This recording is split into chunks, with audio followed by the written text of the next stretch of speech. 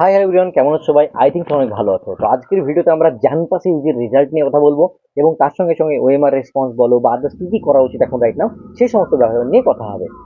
জানপাস ইউজির exam কিন্তু দেখো অনেক আগে হয়ে গেছে, তোমরা জানো অলরেডি।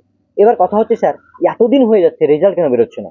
দেখো, রেজাল্ট বেরোতে গেলে তো শুধুমাত্র ডাব্লিউবিজির একটাই কাজ না, অনেকগুলো কাজ। এবার তারপরে ওরা কিন্তু ওএমআর রেসপন্স করে দিয়েছে, তোমরা দেখেছো অলরেডি সমস্ত কিন্তু ইনফরমেশন কিন্তু আমাদের ডাব্লিউবিজি যে সাইট আছে যেখান থেকে তুমি এএনএম জিএনএম এর ব্যাপারে বলতে পারো, জিলেট বলো বা জানপাস ইউজি বলো, সবগুলো কিন্তু চলে আসে। তোমরা সেই জায়গাটাকে ফলো করো। আমি এটা বলছি না যে তুমি প্রত্যেকটা ইউটিউব চ্যানেলে ভিডিও দেখো, একই ভিডিও 10 বার দেখো, দরকার নেই, আমি বলছি না তোমাকে। তুমি এক্স্যাক্টলি ওয়েবসাইট ফলো করো, তার সঙ্গে সঙ্গে তোমার যেটা ভালো লাগে, যেখানে অথেন্টিক ইনফরমেশন পাওয়া যায়, যেখানে ভাগ বকা হয় না, নর্মালি একদম পুরো ভালো ইনফরমেশন দেওয়া হয়, সেগুলো দেখবে। এবার কথা হচ্ছে স্যার, রেজাল্টের জন্য যেটা তোমরা বারবার আমাদেরকে মেসেজ করছো, জিজ্ঞাসা করছো, সেই ব্যাপারটা বলি। জানপাস ইউজি এবং আলিয়ার যে নার্সিং, দুটোই অনেকে দিয়েছে, তাই না? তো জানপাস ইউজি অনেকে দিয়েছে, তার জন্য মোটামুটি রেজাল্টের সম্ভাবনা যেটা আছে, এএনএম জিএনএম এবং জানপাসের কিন্তু মোটামুটি ওই কাছাকাছি সময়ের মধ্যে কিন্তু হবে। তো ম্যাক্সিমাম চান্স আছে তোমাদের জুলাইয়ের মধ্যেই কিন্তু রেজাল্ট হয়ে যেতে পারে। আর যদি জুলাই না হয়, তো আগস্টের ফার্স্ট উইক ম্যাক্সিমাম মতো যে যাবে, তার বেশি যাবে না। ওর মধ্যেই কিন্তু হয়ে যাবে। কারণ দেখো, সেপ্টেম্বরের মধ্যে সমস্ত ক্লাসে শুরু করতে হবে, তাদের মধ্যে একটা চাপ আছে।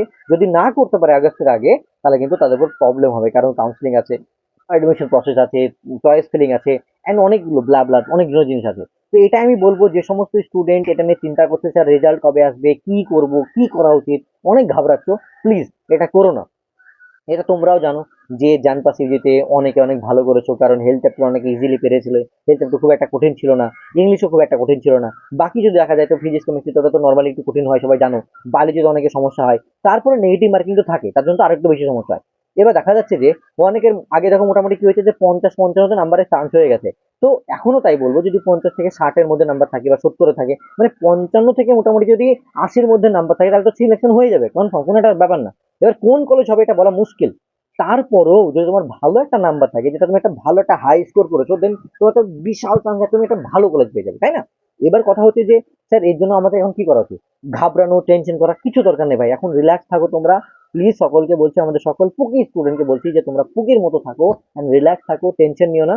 আর যাদের মনে হচ্ছে স্যার আমি একেবারেই হয়তো সব নেগেটিভ নেগেটিভ বাদ দিয়ে আমি ক্যালকুলেশন করে দেখেছি, আমার অবস্থা খারাপ, মানে একদম রোদ্রে যেমন দেখো আমার যেরকম অবস্থা হয়ে যাচ্ছে, তেমনই তোমাদের অবস্থা হয়ে গেছে এক্সাম দিয়ে আসার পরে, চেক করার পরে, ওএমআ দেখার পরে, যে না স্যার একদম অবস্থা খারাপ আমার, আমি হয়তো 20 পাবো, 110-এর মধ্যে আমি হয়তো 20 পাবো। সাপোজ আমি ভেবে নিলাম যে না, ধরো 20 পাবে, তাহলে তো তোমার সিলেকশন হবে না, তুমি ভালোই জানো, তাই না? তো মোটামুটি তো 30-40 তো পেতেই হবে, নাহলে তো কোনো কথাই নাই, তাই না? তাদেরকে আমি বলবো যে তোমরা যদি চাও, তাহলে তোমাদের অন্য কোথাও ইউটিউব থেকে পড়ো, বা মানে এখনই ব্যাচ জয়েন করার দরকার নেই, বিভিন্ন কোচিং সেন্টারে ব্যাচ জয়েন করা এখন দরকার নেই।